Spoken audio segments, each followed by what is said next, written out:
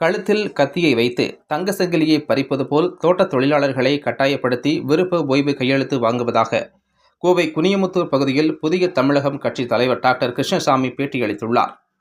கோவை குனியமுத்தூர் பகுதியில் உள்ள தனது வீட்டில் புதிய தமிழகம் கட்சியின் தலைவர் டாக்டர் கிருஷ்ணசாமி இன்று செய்தியாளர்களை சந்தித்து பேசினார். அப்போது பேசிய அவர், பிபிடிசி என்ற தனியார் நிறுவன ஒப்பந்த காலம் 2028ஆம் ஆண்டுடன் முடிவடைவதாக கூறி ஜூன் 14ஆம் தேதிக்குள் விருப்ப ஓய்வு கடிதத்தில் அனைத்து தேயிலை தோட்ட தொழிலாளர்களும் கையெழுத்திட வேண்டும். இல்லையெனில் தொழிலாளர்களின் குடியிருப்புகளுக்கு மின்சாரம், குடிநீர், போக்குவரத்து போன்ற அத்தியாவசிய தேவைகள் அனைத்தும் துண்டிக்கப்படும் என தொழிலாளர்களை நிர்வாகம் மிரட்டி தற்போது வரை அச்சுறுத்தி கட்டாயப்படுத்தி ஏறக்குறைய 300க்கும் மேற்பட்ட தோட்ட தொழிலாளர்களிடம் நிர்வாகத்தால் விருப்ப ஓய்வு கடிதத்தில் கையெழுத்து பெறப்பட்டுள்ளது.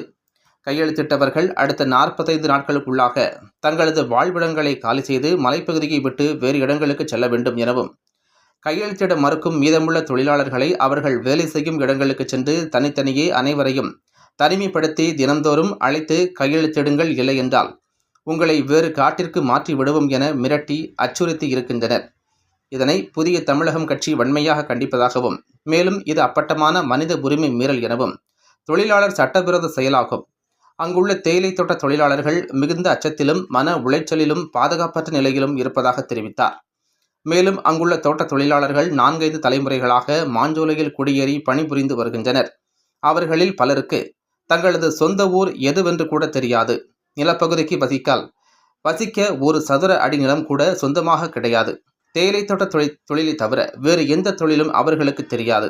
இந்த நிலையில் தேயிலை தோட்ட தொழிலாளர்களின் 600க்கும் மேற்பட்ட குடும்பங்களை அவர்களின் வாழ்விடங்களை முற்றுமாக முடக்கி அடித்து வெளியேற்ற முயற்சிப்பது எந்த விதத்திலும் நியாயம் அல்ல என்று தெரிவித்தார்.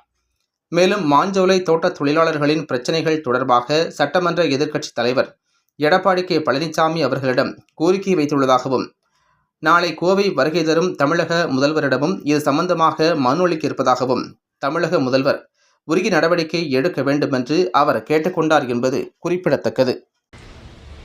அனைவருக்கும் காலை நேர வணக்கம்.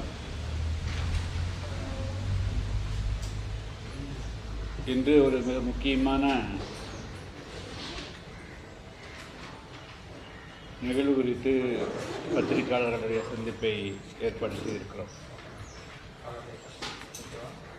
தமிழகத்தில் திருநெல்வேலி மாவட்டம் மாஞ்சோலை, கோயம்புத்தூர் மாவட்டம் வால்பாறை முடிஸ்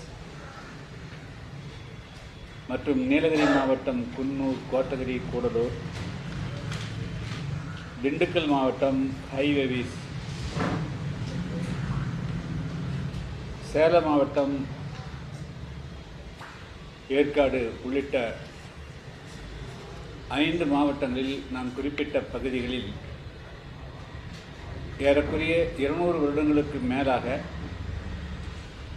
தேயிலை, காப்பி தோட்டங்கள் உருவாக்கப்பட்டு அதில் ஏறக்குறைய 10லிருந்து 15 லட்சம் தொழிலாளர்கள் பணிபுரிந்து வருகிறார்கள். இதில் தேயிலை இதில் திருநெல்வேலி மாவட்டம் அம்பாசமுத்திரம் அருகே இருக்கக்கூடிய களக்காடு மொண்டந்துறை வனப்பகுதியில் அமைந்திருக்கக்கூடிய